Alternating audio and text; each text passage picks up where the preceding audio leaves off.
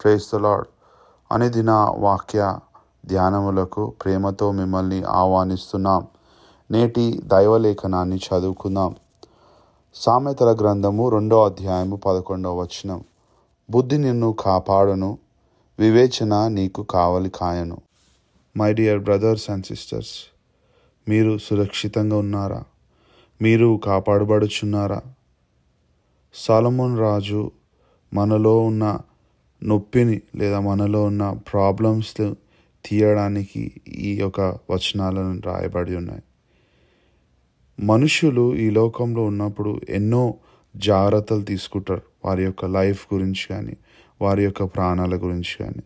For example, car నడిపించేటప్పుడు seat belt పెట్టుకోవడం, లేదా ఆరోగ్యం కరెక్ట్గా ఉండడానికి ఫిజికల్ ఎక్సర్సైజెస్ చేయడం, కొన్నిసార్లు మెడికల్ ఇన్సూరెన్స్ తీసుకోవడం, అదే రీతిగా కొన్నిసార్లు బయటికి వెళ్ళినప్పుడు ఆ యొక్క వాతావరణం చూసుకొని బయటికి వెళ్ళడానికి ఇటువంటి ప్రయత్నాలు చేస్తుంటారు. అదే రీతిగా వారి పిల్లల్ని కూడా కాపాడుకోవడానికి లేదా మంచి భవిష్యత్తు ఇవ్వడానికి కూడా ఆలోచిస్తుంటారు.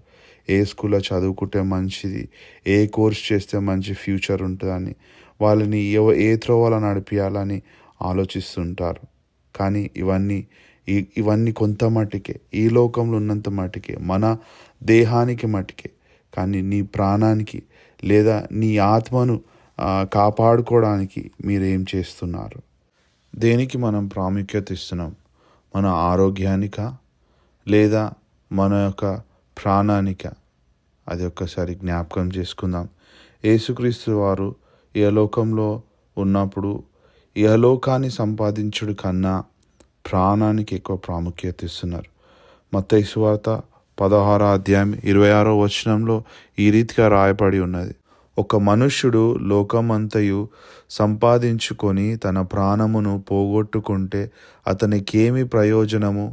ఒక మనుష్యుడు తన ప్రాణమునకు ప్రతిగా నేమి ఇయ్యగలడు? యేసుక్రీస్తు ప్రభు ఇక్కడ క్లియర్గా దేనికి ప్రాముఖ్యత ఇవ్వాలనేది రాసి ఉన్నాడండి. బుద్ధిని, వివేచన నీ ప్రాణమును కాపాడును. బుద్ధి, వివేచన నీ యొక్క ఆస్తి సంపదలను, నీ జీవితాన్ని కాపాడుతాయండి. సామెతల గ్రంథము 4వ అధ్యాయము 7వ వచనంలో ఈ రీతిగా రాయబడి ఉన్నది. జ్ఞానము సంపాదించుకొనుటయే జ్ఞానమునకు ముఖ్యాంశము. నీ సంపదన అంతయు ఇచ్చి బుద్ధి సంపాదించుకొను. ఎంత గొప్ప వాక్యం అండి. ఈ సామెత గ్రంథంలో బుద్ధి, వివేచన ఏ విధంగా పొందుకోవాలనేది ఎక్కువ ప్రాముఖ్యత ఇవ్వబడ్డదండి. వివేచన అంటే ఏమిటి? వివేచన అనేది ఏమి చేయాలనో చెబుతుంది, ఎప్పుడు చేయాలనో చెబుతుంది, ఏ రీతిగా చేయాలో అనేది చెబుతున్నది. మరి బుద్ధి ఏమిటి?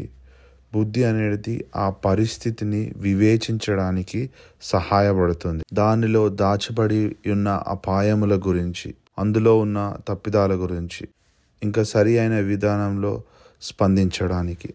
బుద్ధిని, వివేచనాన్ని సంపాదించుకోవడానికి అడిషనల్ బెనిఫిట్స్ కూడా ఈ కింది వచనాల్లో ఇదే అధ్యాయంలో రాయబడి ఉన్నాయి. అవి ఏ రీతిగా మనల్ని చెడు మనుషుల నుంచి, జాగ్రత్తమైన స్త్రీల నుంచి కాపాడుతాయని రాయబడి ఉన్నాయి. మరి వీటిని పొందడానికి దేవుని యొక్క సహాయాన్ని కోరుకుందామా? ఈ బుద్ధిని, ఈ వివేచనాన్ని సంపాదించుకునేలాగా దేవుడు మనకు సహాయం చేయనుగాక. దేవుడి చిన్ని మాటలను దీవించి ఆశీర్వదించునుగాక. ఆమెన్.